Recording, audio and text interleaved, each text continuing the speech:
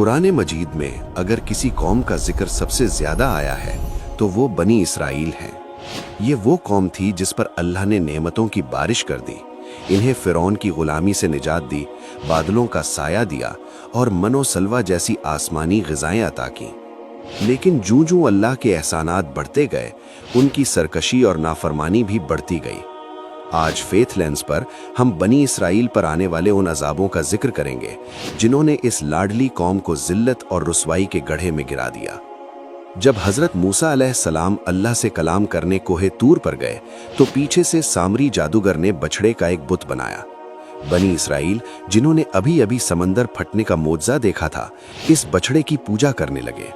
इस शिर्क की पादाश में उन पर एक अजीब अजाब आया। अल्लाह ने हुक्म दिया कि वो तौबा के तौर पर एक दूसरे को कत्ल करें। उस दिन हजारों लोग मारे गए ताकि उनके दिलों से बछड़े की मोहब्बत और शिर्क की नापाकी धुल सके। फिरौन से निजात के बाद जब उन्हें फ़लस्तीन में दाखिल होने और जिहाद करने का हुक्म मिला तो उन्होंने बुज़दिली दिखाई। उन्होंने हज़रत मूसा से कहा, तुम और तुम्हारा रब जाकर लड़ो, हम तो यहीं बैठे हैं। इस गुस्ताखी की सज़ा ये मिली कि अल्लाह ने उन पर फ़लस्तीन की ज़मीन 40 साल के लिए हराम कर दी।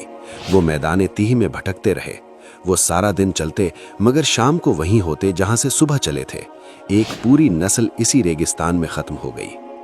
अल्लाह ने जब उन्हें एक बस्ती में दाखिल होने का हुक्म दिया तो फरमाया कि हित्ततुन यानी माफ़ी कहते हुए आजिज़ी से दाखिल होना है, मगर उन्होंने मजाक उड़ाते हुए लफ्ज़ बदल दिया और हित्ता की जगह हिंततुन कहना शुरू कर दिया।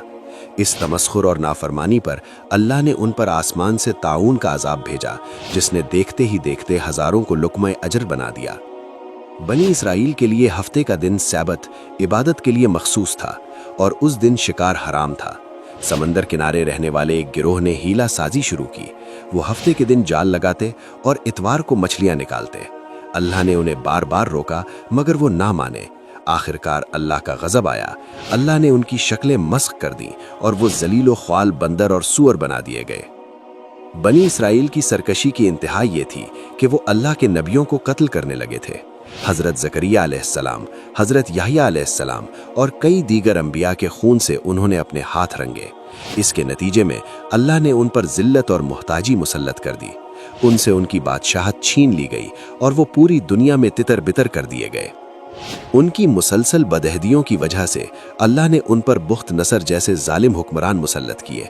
बैतुल मुकद्दस को 2 बार मुकम्मल तौर पर तबाह किया गया। उनकी हैकले सुलेमानी मिट्टी में मिला दी गई और लाखों बनी इसराइल को गुलाम बनाकर ले जाया गया। ये उनकी मजहबी और सियासी मरकजियत का खात्मा था। बनी इसराइल के ये वाक़यात हमें बताते हैं कि अल्लाह के यहाँ किसी का नसब या ख़ानदान अहमियत नहीं रखता, बल्कि ईमान और इताअत अहमियत रखती है। जब कोई कौम अल्लाह के अहद को तोड़ती है तो अल्लाह उसे इबरत का निशान बना देता है। अल्लाह हमें उनके नक्शे कदम पर चलने से बचाए।